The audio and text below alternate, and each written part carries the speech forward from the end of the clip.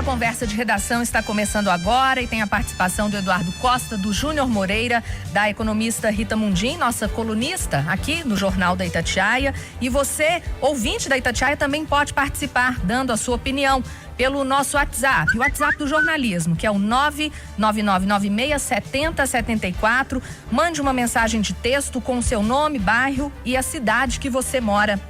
O Eduardo, a polícia prendeu o suspeito de estupro da menina de 10 anos no Espírito Santo. Ele estava aqui em Minas, em Betim. E Belo Horizonte, de acordo com dados obtidos pela nossa reportagem, tem mais de 3.000 casos de estupro de vulnerável em análise na justiça. Bom dia, Eduardo. Bom dia para todo mundo. Dia triste com a notícia dessa. Parece que o céu de Nova Lima fica até assim. O sol que estava bonito há pouco, ele dá uma quebrada. O vento aumenta porque é muito triste. Não há nada mais nojento, nada mais repugnante, nada mais inaceitável. E como disse a juíza Maritza, dos 3.300 casos em andamento, a maioria contra vulneráveis. Coisa doída, sofrida. E eu aproveito a notícia de que esse cidadão foi preso em Betim para responder a ouvintes que ficam questionando: por que vocês não dão o nome desse monstro? Por que vocês não dizem que esse monstro... É porque o Estatuto da Criança e do Adolescente, sabiamente, prevê que nesses casos você não pode dar a menor pista de identificação, nem de vítima e nem de agressor. Porque de qualquer sorte você vai prejudicar de novo a vítima. Esse é um ponto. O outro ponto é que num país que se quer civilizado, você tem que fazer isso. Manda a polícia atrás, pega o cara, põe na cadeia e vamos responder a processo. Se bem que, para a alegria dos que defendem, não é o meu caso, eu acho que o fato dele parar numa cadeia vai resolver a vida dele, porque com a repercussão do fato, é a tradição das cadeias brasileiras que eles matam esse tipo de estuprador. E 99,99% dos brasileiros não sofrem com isso. Mas, como dizia uma ouvinte Itatiaia, numa mensagem que mandou hoje cedo, Cristina Puriti, o fato de o aborto repercutir mais do que o estupro dá uma medida do país em que estamos. E como diz a Érica Machado, que mandou outra mensagem para mim agora cedo, diante dessa pandemia de opiniões sobre o aborto feito em Pernambuco, a gente não deve e não precisa concordar com a decisão dos outros. Deve respeitar a Aline Neves. Ô Rita Mundim, Belo Horizonte tem mais de 3.000 casos de estupro de vulnerável em análise na justiça. Número muito grande, né? Pois é, o Eduardo aí para mim já disse tudo. Quando a gente vê que o aborto está repercutindo mais do que o estupro, pelo amor de Deus, que sociedade é essa? Então eu acho que está faltando uma punição muito mais severa para esse tipo de crime. Eu, sinceramente, sou a favor de uma coisa mais dura, como até a castração, porque é um absurdo o número de casos e é um absurdo essa repercussão, né? Que o Eduardo disse tudo. É assustador quando você vê uma menina de 10 anos, vulnerável, e está todo mundo preocupado se ela está abortando. E ninguém está... Um aborto que é permitido, é legal, é permitido pela lei, dada a condição de uma criança. Então, sinceramente, eu acho que as penas são brandas demais. E quando a pena é branda, o crime alastra. Então, esse número horroroso de casos, ele é devido à falta de punição. Quem não conhece um caso, então é preciso que os casos não aconteçam. E para que eles não aconteçam, é preciso que esses criminosos sejam rigorosamente punidos. Eu defendo a castração. Júnior Moreira, no nosso WhatsApp aqui, a Marúzia diz que é um absurdo mesmo o aborto repercutir mais do que um estupro. Que sociedade? Isso tá repercutindo muito, né? Tem a turma que foi lá para a porta do hospital, tem a outra lá extremista que divulgou os dados nas redes sociais, né? São os cabeças de bagre, os espíritos de porco que tem por aí no mundo, né? Ontem eu ponderava aqui, Aline, essa questão, o meu medo de injustiça, né? Da pessoa que ser acusada não ser a pessoa que praticou o crime. Eu sempre tenho muito medo dessa história toda. E uma ouvinte me mandou uma mensagem, é um pouco pesado, mas eu acho que a gente precisa falar sobre esse assunto, né? Que é uma situação fácil de resolver, já que existe um feto, né? Sim. Do aborto. Então faz um DNA e vê se é esse rapaz mesmo que cometeu o crime ou não. Não sei, é um assunto nojento, né? Um crime nojento, uma situação muito complicada. E quando você pega um caso como esse dessa menina de 10 anos, que repercutiu tanto, e aí a Camila Campos faz uma matéria mostrando que aqui, só em Belo Horizonte, tem 3.000 casos, né, sendo analisados pela justiça, só em Belo Horizonte. 3.000 casos semelhantes a esse lá do Espírito Santo.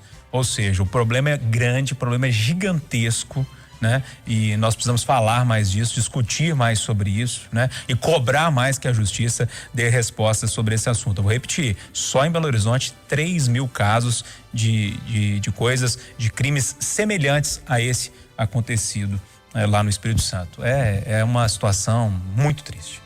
Ô Rita Mundim, vamos falar agora de economia. O ministro Paulo Guedes diz que o governo não vai furar o teto de gastos, mas diz que é difícil ficar à vontade nesse cargo que ele ocupa, né, de ministro da Economia.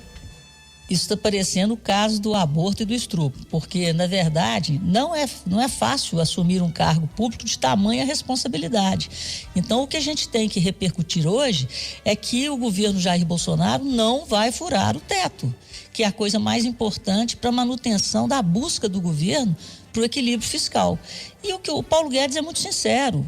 Da mesma forma que ele falou debandada, ele falou que não é fácil não. Imagine-se no lugar dele. A gente sempre tem que se colocar no lugar do outro. É muita responsabilidade, é muita pressão. Ainda mais em época de eleição, onde todo mundo fica querendo tirar um troquinho daqui e outro troquinho dali. E ele tem feito uma gestão com toda a sua equipe, uma gestão primorosa em meio à Terceira Guerra Mundial. Então, acho que foram criativas as soluções que foram dadas. Na ajuda emergencial, o governo havia proposto 300, o Congresso pediu 400, o governo veio com 600. Esse programa de renda mínima, o cadastro dos vulneráveis. Então, tudo muito bem feito e muito rápido, né? Então, eu acho que não deve ser fácil ficar no lugar dele, assumir um cargo desse, conviver num cargo desse, ainda mais com políticos, e as decisões são políticas, porque uma coisa a gente sabe o que é a proposta, né, do governo liberal, mas ele não consegue colocar em prática na velocidade, na intensidade que a gente gostaria. Então, isso aí dá um certo desconforto. Alguns não aguentaram ficar, como foi o caso do Rubens Novaes, do Salim Matar, mas o ministro, ele é obstinado, e eu acho que ele vai entregar, e tem feito um grande trabalho, e vai entregar um trabalho histórico para a economia brasileira, sob o ponto de vista da transformação do papel do Estado. A gente vai seguir agora com o Eduardo e com o Júnior. A Rita Mundim, ela volta amanhã porque ela tem um compromisso. Rita, bom dia, viu? Muito obrigada, gente. Um abraço, até amanhã. O Eduardo, e por que será, né, que o Paulo Guedes não fica à vontade como ministro da Economia? Reza a lenda, Aline, que durante um desfile cívico-militar com 4.000 homens, e hoje a gente diria homens e mulheres, que eles estão nas Forças Armadas e nas polícias militares também, 3.999 estavam marchando conforme o combinado, conforme o treinado. E um diferente. E a mãe dele, aquela mãezona, disse, tá vendo? Todo mundo marchando errado e meu filho marchando certo. É isso que eu sinto quando eu vejo o noticiário policial. Quando os jornais impressos eram mais fortes, a página 3, que era mais vista, era sempre ocupada pela política. E eu tinha uma bronca com isso, uma bronca danada. E continuo tendo. Porque eu acho, e eu devo estar errado, porque só eu penso assim, que o foco jornalístico nas questões do dia a dia, ele é meio desvirtuado. Porque as coisas mais óbvias são razões de polêmica para uma semana. Em vez de a gente estar discutindo, por exemplo, essa questão dos abusos na infância, das drogas, a gente fica Guedes das manchetes todo dia. Outro dia ele falou o seguinte, nós temos que respeitar o teto, porque senão o presidente corre risco de impeachment. Uma semana nós ficamos falando disso. Gente, mas não foi isso que tirou a Dilma? É claro, é uma óbvia. Mas não, porque o Guedes falou. Agora ele disse que é difícil ficar no cargo dele. Mas, gente, ser prefeito aqui de uma cidade de 3.000 habitantes em Minas é difícil. Imagina o cara que é ministro da Economia, com todas as pressões, com todos os interesses. Aline, coisa mais óbvia do mundo. Mas aqui, O que a gente tem que destacar para um país que quer seguir adiante, que quer menos tititi, tototó, mimimi, mamamá e vencer os momentos difíceis, é que ontem, de novo, o presidente da República falou assim: o Guedes entrou comigo e sai comigo. Vamos deixar os dois trabalharem, gente, pelo amor de Deus. Ô Júnior, concordo com o Eduardo, é difícil ser político no Brasil? Mas eles ganham bem pra isso e tem poder também, né? Então a gente tem que falar e falar bastante deles aqui. Olha, Aline, vamos lá, vamos com calma nesse negócio do Guedes, que eu não coaduno com essa questão que o Guedes é o grande gênio da raça, que é o melhor economista de todos os tempos, né? Não sei se você vai lembrar do ano passado, 15 semanas para mudar o Brasil, né? Já estão aí quase 2 anos passados, 2 anos que passou. A gente tem agora 3 grandes privatizações ou 4, não sei, em 90 dias. O tempo já está vencendo também. O secretário de privatização já deixou o governo, parece que já subiu no telhado. Semana passada ele fala que tem fura-teto. Aí ontem ele fala: não fala isso não. Eu falei foi outra coisa. Eu falei que se tiver fura-teto, Guedes não pode brincar com a inteligência da gente. Por que ele mudou de tom nesses últimos dias? Porque nos bastidores, eu conversei com 2 amigos que cobrem Brasília no dia a dia lá. O Bolsonaro tá nervosíssimo com o Guedes, não perdoou. O Bolsonaro disse a interlocutores que o Guedes fez no copo d'água uma tempestade, que isso complicou demais o governo dele. E ele tá nervoso. Inclusive, admite sim, tem muita gente que não gosta que fala, mas é importante falar, admite sim a troca do ministro Paulo Guedes. Né? E na política não tem verdade que dure 24 horas, né? Eu trouxe aqui no dia que o Salim Matar pediu demissão. Numa semana ele falou que estava bem, que tudo bem no governo, que não ia sair, mas no outro pede demissão. Vamos esperar para ver essa situação. O clima lá não tá bom, nos bastidores o clima não é bom e é por isso que o Guedes mudou um pouquinho do tom ontem, já falou em remanejamento. Vamos pegar não sei quantos bilhões daqui, passar para cá e tal, a gente vai resolver esse problema, todo cheio de dedos. A situação não tá boa no Ministério da Economia quando fala em relação com o Palácio do Planalto, a gente tem que acompanhar muito de perto. O Eduardo, e com a queda da ocupação de UTIs aqui em Belo Horizonte, você acha que aumentam as chances de nova fase de reabertura do comércio? Agora eu não tenho medo nenhum, não estou nem um pouquinho preocupado em ter cautela. Eu tenho que dizer, chegou a hora, não tem mais jeito não, é só esperar amanhã o anúncio, pelo amor de Deus, é o mínimo de bom senso, não. Mas eu não estou dizendo isso porque eu acho, estou dizendo isso porque foram os caras da prefeitura que controlam isso, os senhores médicos da prefeitura que disseram isso, que era esperar o momento exato. O momento chegou, gente. A menos que eu esteja mal informado sobre os números. A pandemia aí está, nós vamos ter que conviver com ela, ter que tomar cuidado, ter protocolo para tudo, mas chegou a hora. E eu peço a sua permissão, Aline, para tergiversar e mais uma vez dizer que é difícil demais ser governo. Gente, eu fico imaginando se eu fosse governante e tivesse que tolerar o mimimi todo dia. Aline, lá atrás, quando a pandemia chegou, todos os governos, dos vários níveis, disseram que tinha que agarrar com Deus e ter tempo para preparar. Isso porque nós somos um país que tem teto de gasto da saúde, que não tem preocupação com a saúde. Então, tudo bem, o vírus ajudou, o tempo ajudou, Deus protegeu, nós tivemos tempo. Aí, o governo de Minas faz um hospital de campanha na Gameleira. Agora que ele não está precisando de usar o Expo Minas, o governo anuncia que os funcionários que foram contratados para o Expo Minas vão para outros hospitais. Para quê? Eu vi matéria ontem, hoje, o dia inteiro, todo mundo. Tem uma diretora do Sindisaúde, o Sindicato de Trabalhadores da Saúde, que vai ao Ministério Público saber por que foi gasto dinheiro público na obra e ela não vai ser usada. Deus do céu! Será que não contaram para essa moça que aquilo mais de 90% é dinheiro da FIENG, de empresários como Pedro Lourenço do BH, que nem dinheiro público tem ali? Mas se tiver 10%, mas Deus do céu, não tinha que fazer? Graças a Deus não precisou de usar. E também o governo não vai desmontar não, vai tirar os funcionários e botar. Aí os funcionários já fizeram manifestação, todo mundo cobriu, nós estamos indignados, porque... Gente... Se não tivesse feito e precisasse, a gente estava sentando a caceta. Fez, não precisou, vai desativar, tá todo mundo batendo no governo.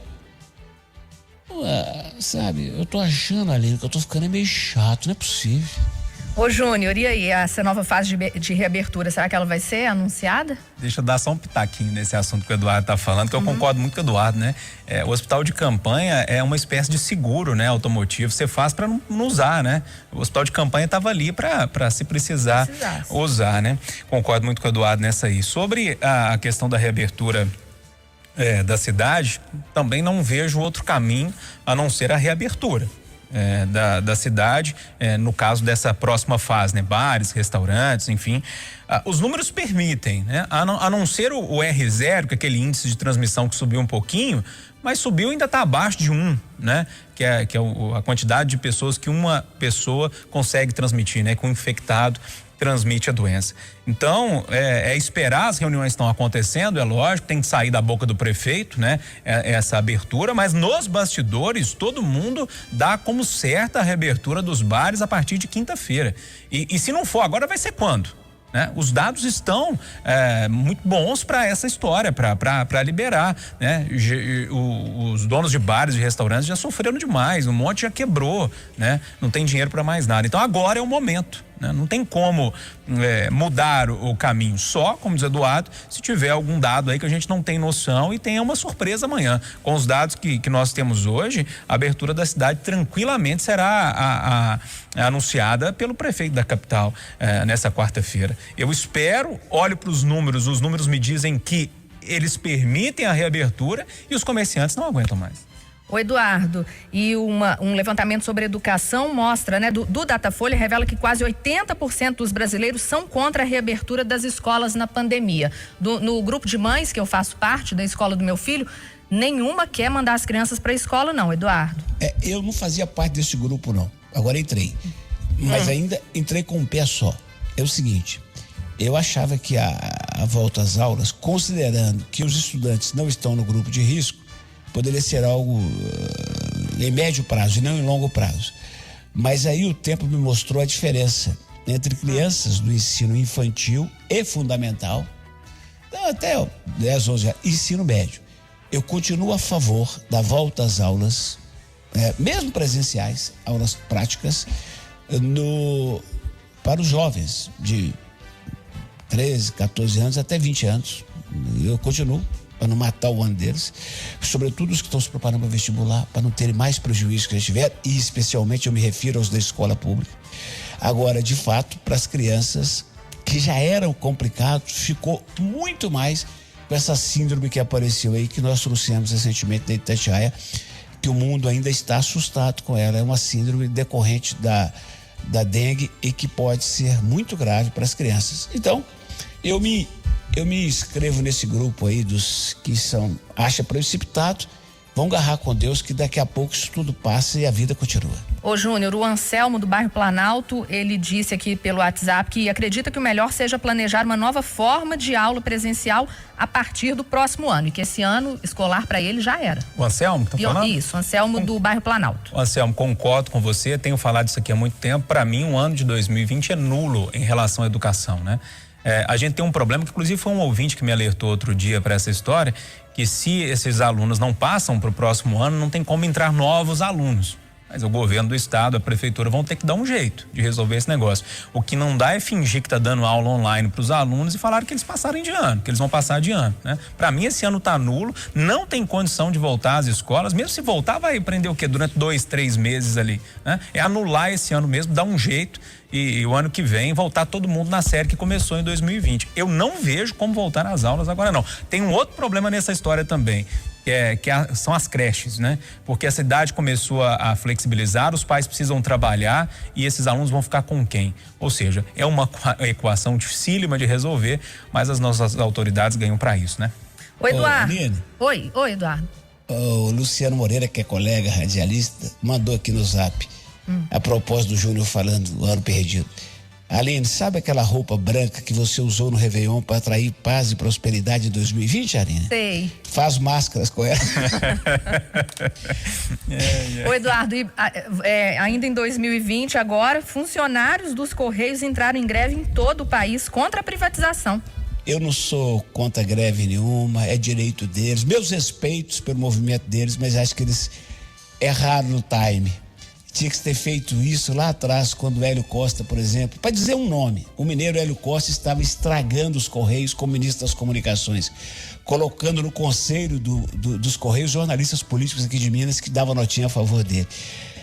O tempo passou, as coisas mudaram, as cartas que eu amo já não estão mais na moda e esta é uma luta em glória deles. Lamento acreditar nisso, mas torço pela manifestação deles. E aí, Júnior? Ué, o direito à greve, como o Eduardo disse, é sagrado, né? Eles têm todo o direito. Mas, gente, desculpa, eu trabalhei nos Correios durante 2 anos. Eu conheço muito bem a empresa por dentro, né? Na época que ainda entregava carta que o Eduardo gostava de receber.